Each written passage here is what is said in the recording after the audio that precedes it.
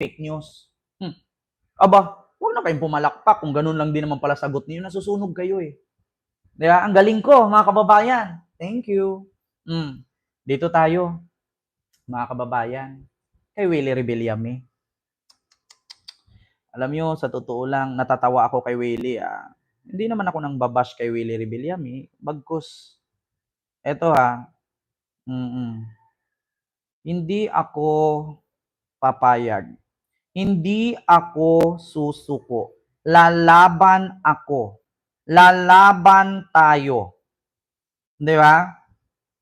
Dito tayo kay Willie Rebillame ng News 5. Tatakbo si Willie Rebillame bilang senador ng Pilipinas. Yeah? Bilang senador ng mga Pilipinas, bilang senador ng Pilipinas, tatakbo si Willie Rebillame. Ngayon, kung ikaw botante, iboboto mo ba siya?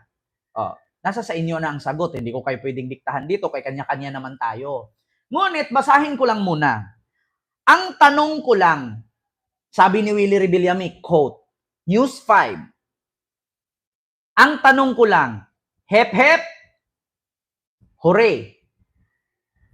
Pag nag-away kami sa Senado, tama na. Hep-hep, hooray! 5,000! Pag nag-away-away kami ni Natulpo, bigyan ko ng jacket yan. Putang inang yan.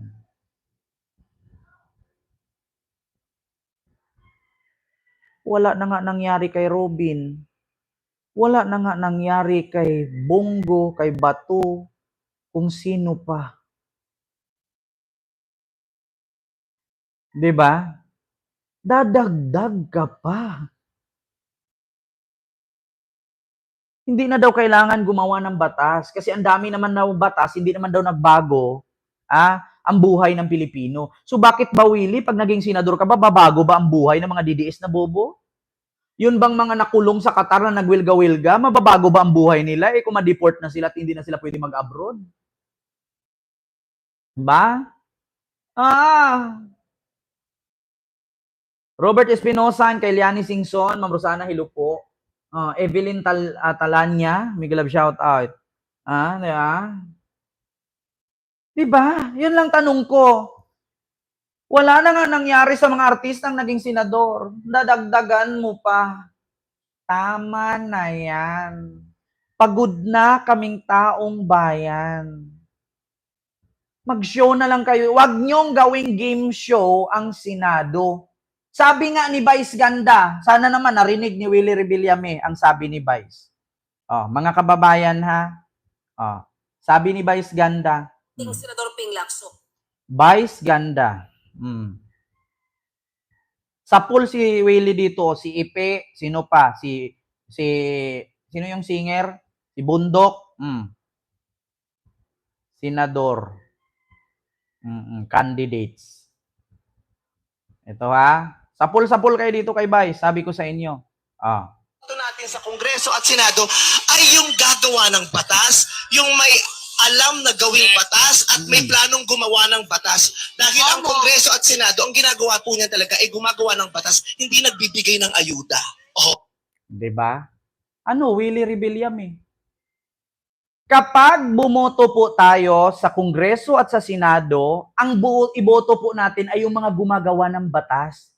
Wag po natin wag po natin iboto yung mga nagbibigay ng ayuda.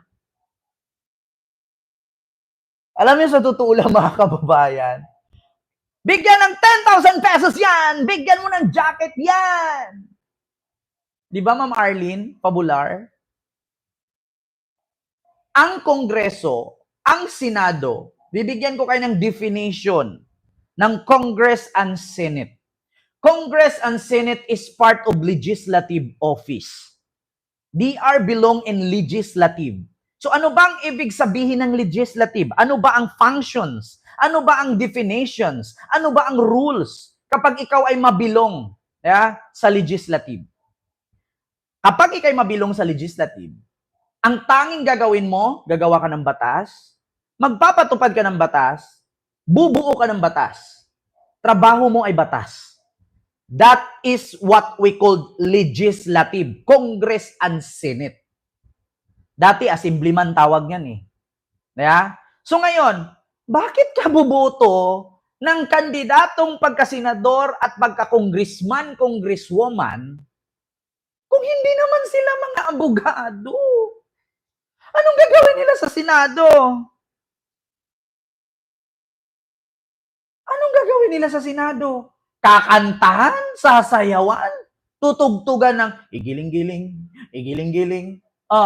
Tapos, take note, ang Kongreso is pareho sa Senado. Ngayon, pag nanalo ka, tapos ang trabaho mo, Paris vendor, anong gagawin mong batas doon? Lulutuan mo ng Paris overload? Yung mga congressman?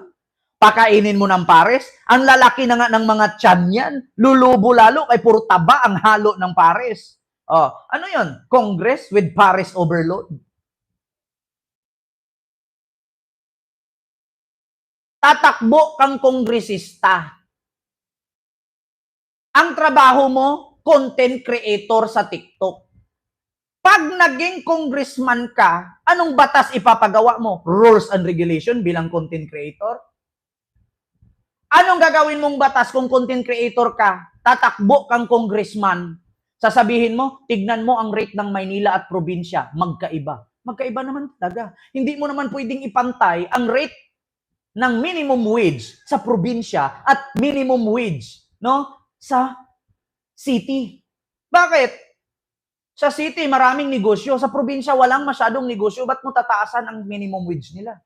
At tatakbo kang kongresista, tapos ilagay mo yung mukha mo sa kalagitnaan ng Cainta at Marikina.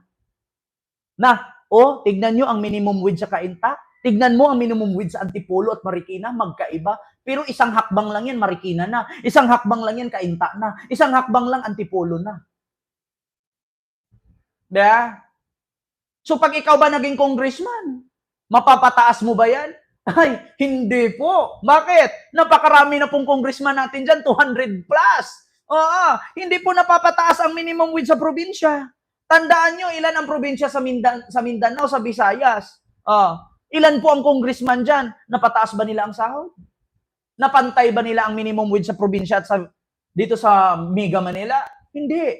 Kaya, di ba? Huwag po kayong magpabida-bida para iboto kayo ng tao. Ako, si Kent Garcia. Napansin ko lang, ang Cainta, Antipolo, Marikina. Pareho lang sila ng sahod. 500 plus lang po ang minimum wage nila. Bakit? Isang hakbang mo lang yan, Manila na. Bakit iba ang minimum wage nila? Huwag niyo pong ihalin tulad ang Marikina at Manila City. Ang Marikina, wala po yan ng mga building na katulad na meron sa Maynila. Huwag niyo pong ihalin tulad ang Marikina, Cainta at Antipolo sa Makati. Sa Makati, maraming building. Ano makikita mo sa Antipolo? Maraming puno. At binabasihan po dyan yung era. Paano ka magpantay ng sahod ng Antipolo at sahod ng Maynila kung ang era ng Antipolo ay maliit compare sa Manila? Kung ikaw tumatakbong congressman, huwag mong gawin niyang idahilan ang dami ng tumakbong congressman. Hindi naman na isa batas yan, ikaw pa. Payamanin mo muna yung probinsya bago mo pataasin yung minimum wage nila. Diba? I am correct? Am I right? Or wrong? Sabi nga ni Vice. Okay. Diba? Yun talaga ang pangunahin nila, yung paggawa, lawmaking sila. Kaya dapat gagawa sila ng batas, hindi mamimigay sila ng pera. Correct. Lawmaking po ito, ha? Dapat Alam mo na, Willie, sapul na sapul ka ni Vice. Di ba? Yun lang. Mga kababayan, hindi ko na masyadong habaan. Ma'am Amelita, hindi po ako makalagay ng blow name. Kasi pag ilagay ko, mawawala po tayo sa live. So ito na. Mga kababayan. Ay, Diyos ko. Mga kababayan, dito tayo kay Sara Duterte. Huwag po kayo magalit sa akin, hindi po ito fake news. Hindi